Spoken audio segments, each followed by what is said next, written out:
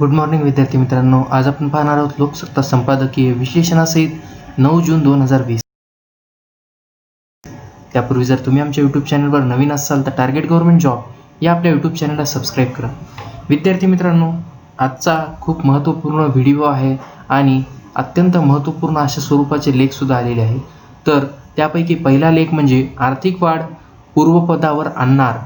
तर या लेखामध्ये पंतप्रधान नरेंद्र मोदी यांना अत्यंत महत्त्वाच्या पदावर असूनही प्रसंगी त्यापासून दूर जात प्रकाशझोतात राहण्याची कल्पवृत्ती जी आहे ती साधलेली आहे. एकंदरीत दुसरा आणि महत्त्वाचा लेख जो आहे तो आतल्यातले आतले अशा स्वरूपाचा. दिल्लीतील राज्य सरकारची जशी जशी विविध सेवा केंद्रे आहेत तशीच ती देशाची राजधानी असल्याने केंद्र सरकारची देखील आहेतच. विद्यार्थी मित्रांनो, पहिला आणि अत्यंत महत्त्वपूर्ण लेख म्हणजे आर्थिक वाढ जी आहे ती पूर्वपदावर आणणार. सदर लेख जो आहे तो भारताचे माजी अर्थमंत्री जे आहेत पी चिदंबरम यांच्यातर्फे लिहिण्यात आलेला आहे. विद्यार्थी मित्रांनो, मोदी सरकार आणि आर्थिक वाढ पुन्हा रुळावर आणेल असा विश्वास जर खरोखरच लोकांमध्ये जागृत करायचा असेल तर इन्कम उत्पन्न कसे मिळत राहणार याचा विचार आधी करायला हवा. एकंदरीत विद्यार्थी मित्रांनो, कोरोना व्हायरस या संकटामुळे तसेच जी आपली अर्थव्यवस्था जी आहे ती डबघाईला आलेली आहे, त्या संदर्भात जर योग्य निर्णय जर घेतले नाहीत तर इकॉनॉमिकल वाढ जी आहे म्हणजे आर्थिक वृद्धी जी आहे ती होणार नाही. उलट तो जो दर आणि आर्थिक वृद्धी जी आहे ती बाजूलाच राहील आणि दारिद्र्य यायला वेळ लागणार नाही. पंतप्रधान नरेंद्र मोदी यांना अत्यंत महत्त्वाच्या पदावर असूनही प्रसंगी त्यापासून दूर जात प्रकाशझोतात राहण्याची कल्पवृत्तीसुद्धा साधलेली आहे. एकंदरीत ते सदैव फोटो काढणे किंवा मीडियामध्ये हे राहणे, परंतु ओपन प्रेस कॉन्फरन्स न देणे अशा स्वरूपाचे ते प्रकाशझोतात राहिलेले आहे. कोरोनाची लढाई जिंकण्याचे जे आश्वासन आहे त्यांनी दिले होते की लढाई 21 दिवसात जिंकण्याचेही त्यांना जाहीरपणे सांगितले होते.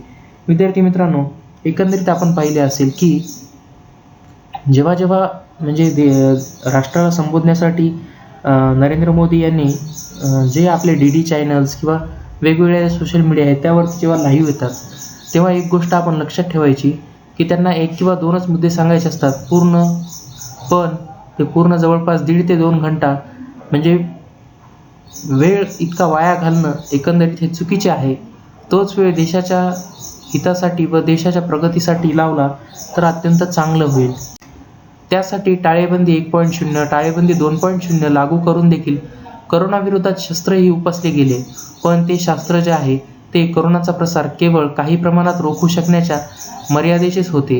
हे आता सर्वांनाच कळून चुकले आहे. एकंदरीत खरे तर त्यामुळे प्रसार रोखला गेला असेही आत्ताचे आकडे पाहिल्यावर म्हणता येत नाही. जे म्हणजे टाळेबंदी जाहीर केली होती त्यामुळे सध्याची जी आकडेवारी आपण पाहत आहात, आजच्या रोजी जवळपास 2.5 लाख लोक जे आहेत ते करोना बाधित आहेत. तर ॲक्टिवेट जे आहेत ते 1 ते 1.5 लाखाच्या जवळपास ॲक्टिवेट आहेत आणि बऱ्या झालेल्यांची संख्यासुद्धा 60 ते 70 हजार आहे. तर मृतांचा जो आकडा आहे तो 7,000च्या जवळपास आहे. एकंदरीत टाळेबंदीची जी चूक लक्षात येताच त्यांनी स्वतःला त्यापासून बाजूला काढण्याचा प्रयत्नसुद्धा केल्याचे दिसून आलेले आहे. नंतरच्या टाळेबंदीची घोषणा करण्यासाठी ते स्वतः आले नाहीत. एकंदरीत टाळेबंदी फसलेली होती अशा स्वरूपाचे हे त्यांना कळाले असेल आणि जनतेमध्ये नाव बदनाम होईल यामुळे असे केले सुद्धा असेल. तर टाळेबंदी 2.0च्या अखेरीस त्यांना त्याचा काहीही उपयोग नाही हे कळून चुकल्याने त्यांनी राज्य सरकार व मुख्यमंत्र्यावर टाळेबंदीची पुढे चालू ठेवण्यासाठी जबाबदारी ढकलून दिली आहे. एकंदरीत तोपर्यंत त्यांचा शब्द जो आहे तो वज्रलेप होता. नंतर ही जबाबदारी गृहसचिवांवर टाकण्यात आली. त्याच काळात अनेक परस्परांविरोधी अधिसूचना निघत राहिल्या व लोकांचा गोंधळ जो आहे तो वाढतच राहिला. नंतर भारतीय वैद्यक संशोधन परिषदेने हळूच असे जाहीर करून टाकले की संसर्ग झालेल्या व्यक्तीची संख्या 2 लाखापेक्षा पुढे जाऊनही करोना साथीचा जो शिखरावस्था आहे ती दूरच आहे. याचा दुसरा अर्थ असे की टाळेबंदी करूनही करोनाचा व्हायरस जो आहे तो व्हायचा तो प्रसार होतच आहे आणि झाला सुद्धा आहे. एकंदरीत करोना रोखण्यात कुठलेही यश आलेले नाही असे दिसताच 20 लाख कोटीची आर्थिक मदत योजना जाहीर केलेली आहे. ही मोदी यांचीच मूळ कल्पना. कुठल्याही अर्थतज्ञांनी या योजनेविषयी 2 चांगले शब्द बोलल्याचे ऐकले सुद्धा नाही. विद्यार्थी मित्रांनो, 20 लाख कोटी रुपये एकंदरीत जे राहत पॅकेज किंवा हे देतात ते डायरेक्टली मदत असते. म्हणजे एखादं समजा दुष्काळ आला किंवा पाऊस पडला किंवा भूकंप झाला तर जे पॅकेज जाहीर केलं पाहिजे. कारण की ती योजना म्हणजे तरलता पंचवार्षिक योजना व खूप मोठी अशी थेट मदत यांची खिचडी होती. त्यालाच त्यांनी आर्थिक मदत योजना असे गोंडसुद्धा नाव दिलेले आहे. तर पंतप्रधानांनी 20 लाख कोटी हा आकडा जाहीर केला, पण त्याचा तपशील दिला नाही, कारण की ते देऊ शकत नव्हते.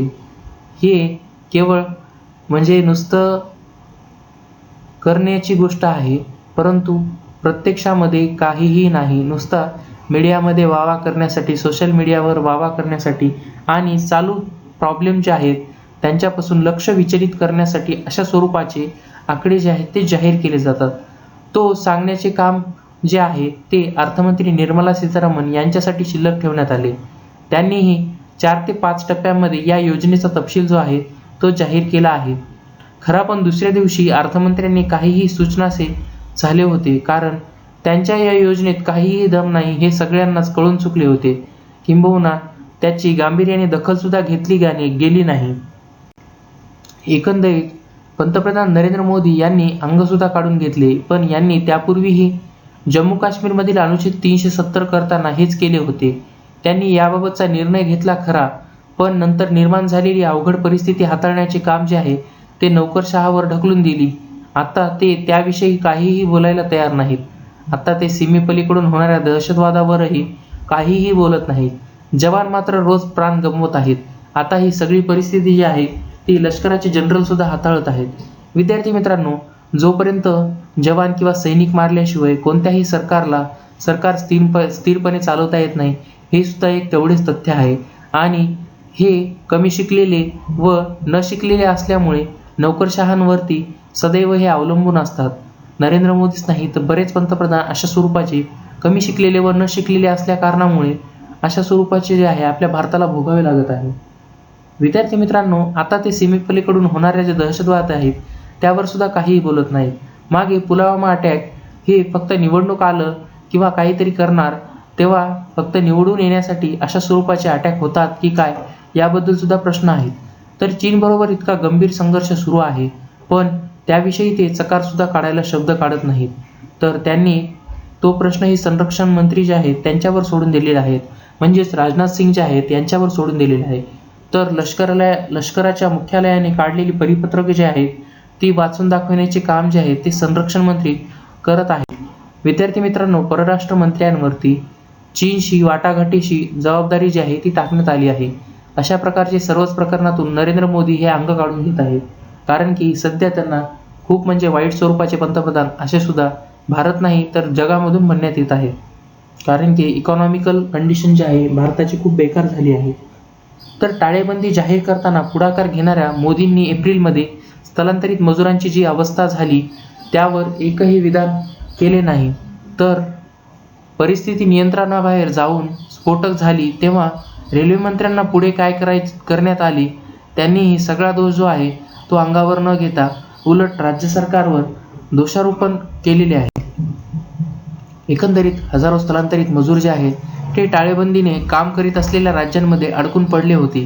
रेल्वे स्थानके, बस स्थानके या ठिकाणी ते नंतर जमले. सुरुवातीला तर ते पायीच निघाले, कारण त्यांना सार्वजनिक वाहतूक उपलब्ध नव्हती. शिवाय परवानगीशिवाय दुसरीकडे जाण्यालाही परवानगी नव्हती. पंतप्रधान नेहमी प्रसिद्धीच्या झोतात यायची संधी शोधत असतात. त्यातूनच त्यांनी जे आहे तर कन्फेडरेशन ऑफ इंडियन इंडस्ट्रीज म्हणजे CII बैठकीला संबोधित केले. त्यासाठी त्यांना निमंत्रणही होते असे म्हणे. पण मी तरी आत्तापर्यंत या संस्थेच्या सर्वसाधारण बैठकीला पंतप्रधानांनी संबोधित केल्याचे कधीही ऐकले नाही. त्यामुळे माझ्यासह सर्वांनाच ते आश्चर्यकारकाचा धक्का वाटला आहे. म्हणजे आमंत्रण नसताना सुद्धा संबोधित केले काय, अशा स्वरूपाचे वाटत आहे आणि वाटायला सुद्धा पाहिजे. तर विद्यार्थी मित्रांनो, त्यांनी भारतीय उद्योग महासंघाच्या सर्वसाधारण बैठकीत जे सांगितले ते ऐकून काहीच आश्चर्य वाटण्याचे कारण नव्हते. कारण की पंतप्रधानांना निमंत्रित केले या भावनेतून सगळ्यांना उचंबळून आले होते. मोदी यांचे त्या सर्वसाधारण बैठकीतील दूरसंवादाने केलेले जे भाषण आहे ते सर्वसाधारण होते. त्यात ते म्हणाले की माझ्यावर विश्वास ठेवा, अर्थचक्र रुळावर आणणे अजिबात अवघड नाही. आता कधीपर्यंत विश्वास ठेवायचा? जवळपास 1 ते 1.5 वर्ष झालं अर्थचक्र जे आहे ते मंदावलेलं आहे आणि करोनामुळे तर जवळपास 2 ते 2.5 महिने झालं ते पण खूप बऱ्याच प्रमाणात मंदावलेलं आहे. याचा दुसरा अर्थ असा होतो की आर्थिक विकास दरही पुन्हा पूर्वपदावर आणला जाईल असा विश्वास त्यांना आहे. परंतु पंतप्रधानांना याबाबत जर एवढा आत्मविश्वास आहे तर त्यांनी 2017-18 मध्ये आर्थिक विकास दर का सावरला नाही, किंबहुना त्यासाठीही काही उपाययोजना सुद्धा का केल्या नाहीत? जी नोटबंदी जी झालेली होती त्यामुळे जो आर्थिक दर जो आहे तो घसरला होता आणि 2017-18 जो आर्थिक वृद्धी जी आहे ती सुद्धा नीचांकी पातळीला गेली होती. तर विद्यार्थी मित्रांनो, 2019-20 च्या चौथ्या तिमाहीपर्यंत आर्थिक विकास जो दर आहे त्याची घसरगुंडी होत असताना सरकार असहाय्यपणे बघत का बसले? खचितच पंतप्रधानांना हे माहीत आहे की 2019-20 च्या चौथ्या तिमाही आर्थिक विकास दर हा 2002 व 3 मधील तिसऱ्या तिमाही होतात त्यापेक्षा नीचांकी नोंदला गेला. 2019-20 मधील आर्थिक विकास दर जो आहे हा 4.2% एवढा नोंदवला गेला आहे. तर तोच 17 वर्षातील नीचांकी होता. आपला आर्थिक विकास दर जो आहे तो 2008 मधील आंतरराष्ट्रीय आर्थिक पेचप्रसंगानंतरही इतका खाली गेला नव्हता. विद्यमान अर्थमंत्र्यांनी संयुक्त पुरोगामी आघाडी 2012-13 व 13-14 मधील आर्थिक कामगिरीची नेहमीच कुचेष्टा केली, पण तसे करताना त्यांना केंद्रीय सांख्यिकी संस्थेने 2011-12 मध्ये दिलेला 5.2% आर्थिक विकास दर जो आहे तो आकडा दुर्लक्षित केल्याचे दिसून येत आहे. तर 1 ऑगस्ट 2012 रोजी मी अर्थमंत्री झाल्यावर, म्हणजेच पी चिदंबरम हे अर्थमंत्री झाल्यानंतर 2012-13 मध्ये जो विकास दर आहे तो 5.5%, तर 2013-14 मध्ये तो 6.4% होता. या गोष्टीचा विचार करून मी अर्थमंत्र्यांना पुन्हा सांगू इच्छितो की संपूर्ण जी संयुक्त पुरोगामी आघाडी जी सरकारने तेजीकडे जाणारी जी अर्थव्यवस्था आहे ती राष्ट्रीय लोकशाही आघाडीच म्हणजे सरकारला वारसा म्हणून दिली होती, पण हे कबूल करायचा मनाचा मोठापणा दाखवायची तयारी कुणीही दाखविलेली नाही.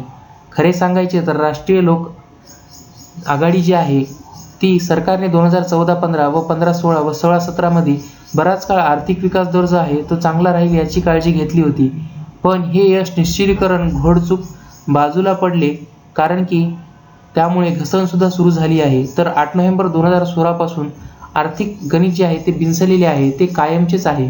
तेथून जी घसरण सुरू झाली आहे ती आतापर्यंत चालूच आहे व सरकार जे आहे ते हताशपणे बघत बसले आहे. तरीही CIIच्या बैठकीत आर्थिक वृद्धीचा जो दर आहे तो आपण पुन्हा पूर्वपदावर आणू शकतो असे पंतप्रधानांना ठोकून देतच आहेत.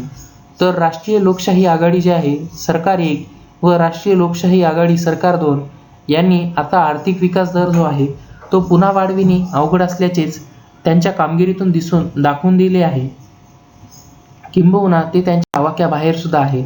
तर उद्योग, व्यापार व वाणिज्य क्षेत्र जे आहेत या क्षेत्रातील लोक, निर्यात दर, लघु व मध्यम उद्योग जे आहेत, बांधकाम क्षेत्रातील लोक, तसेच सरकारी अर्थतज्ञ सोडून बाकीचे अर्थतज्ञ यांना आता कळून चुकले आहे की अर्थव्यवस्था रुळावर येऊ शकत नाही.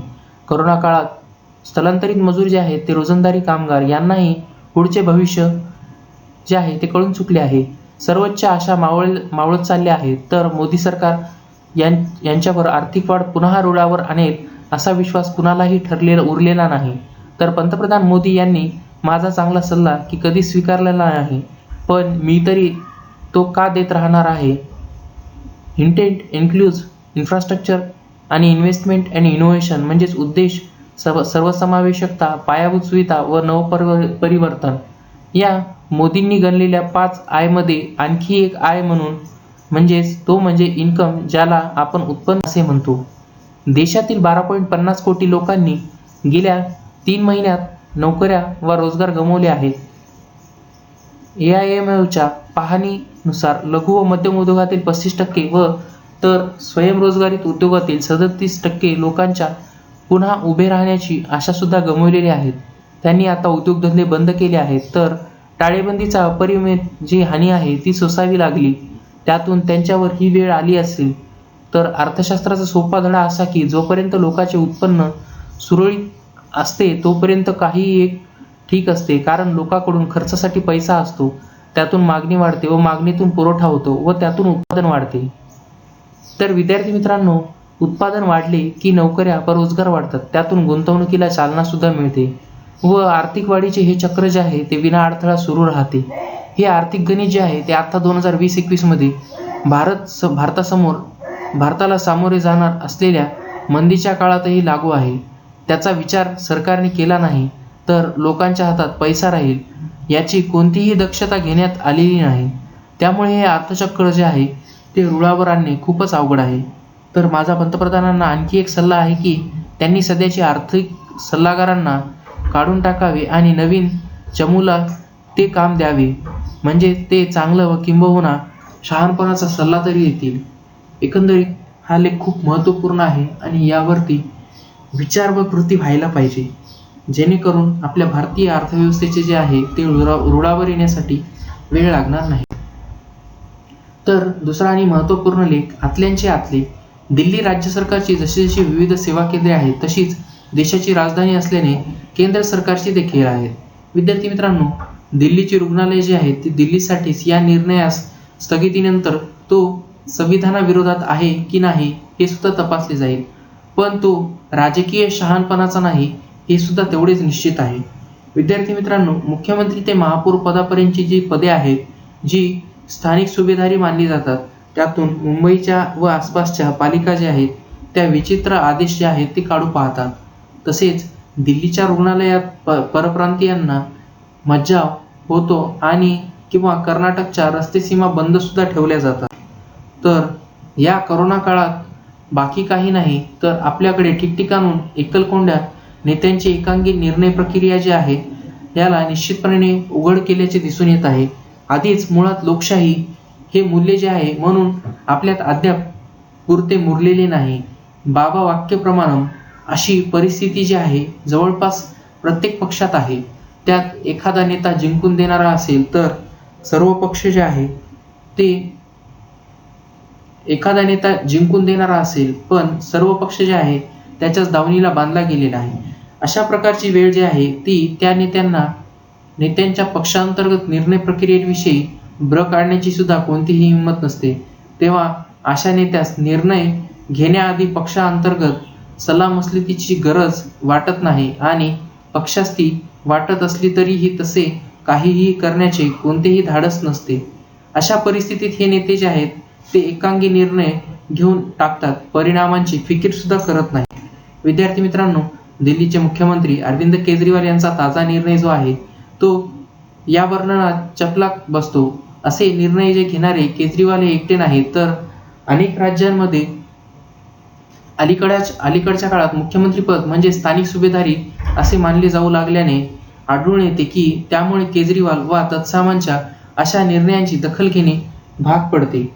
तर विद्यार्थी मित्रांनो, केजरीवाल यांना आपल्या सरकारच्या ताज्या फतव्या ज्या आहेत त्या राजधानीतून राज्य सरकारची रुग्णालये फक्त दिल्लीवासियांसाठी राखून ठेवण्याचा निर्णय जाहीर केला आहे.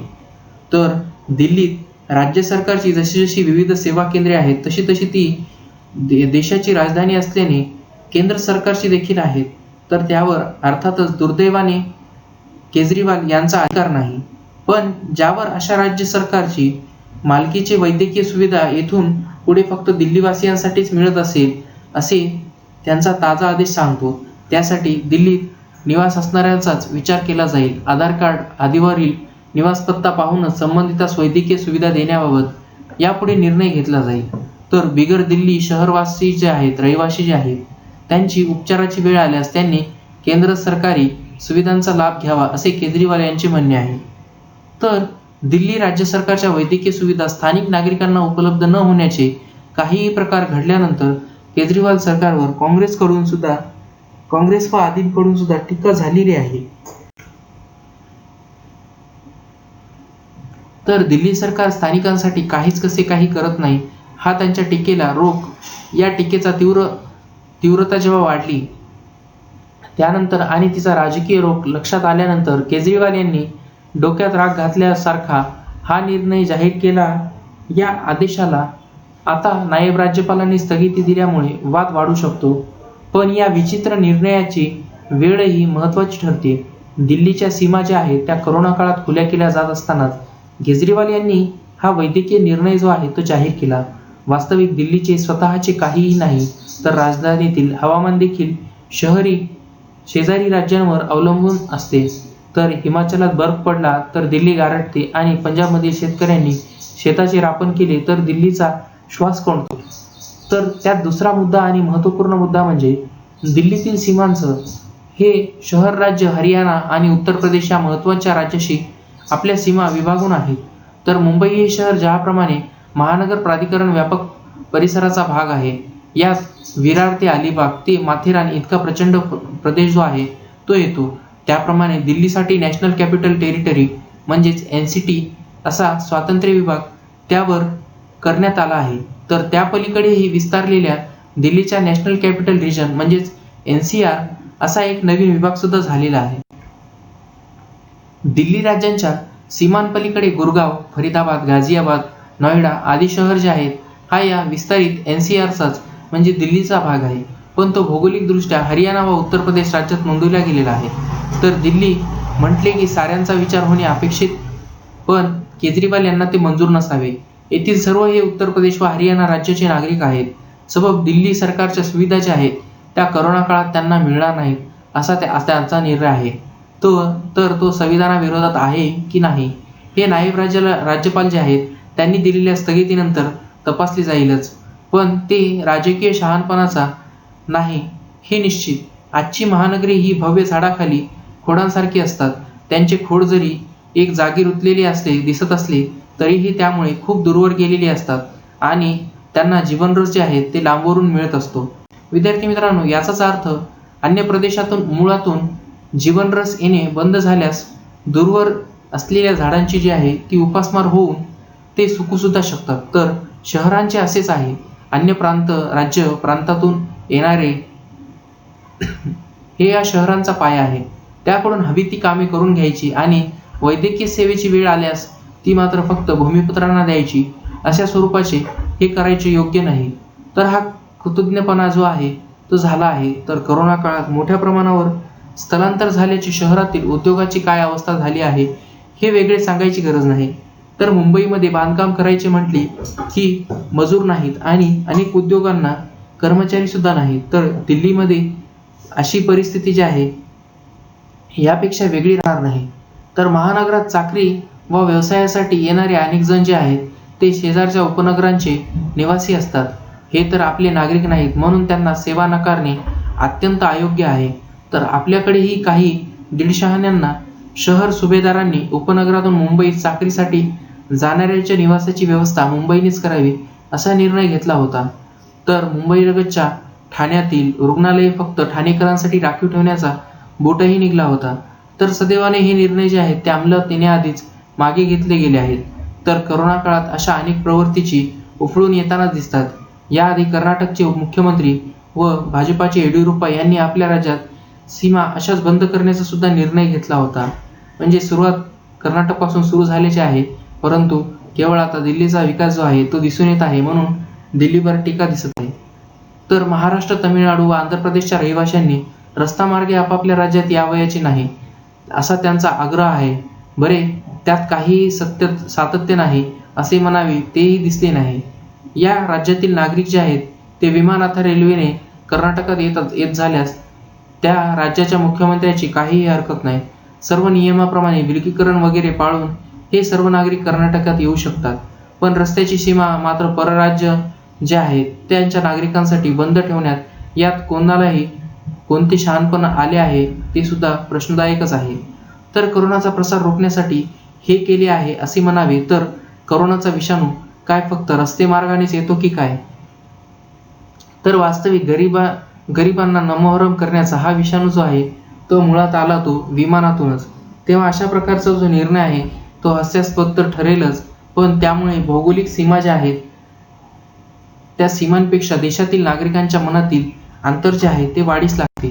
विद्यार्थी मित्रांनो, या संकुचित असे म्हणतात तो कधीच आपल्याकडे मोठ्या प्रमाणावर मुरलेला आहे.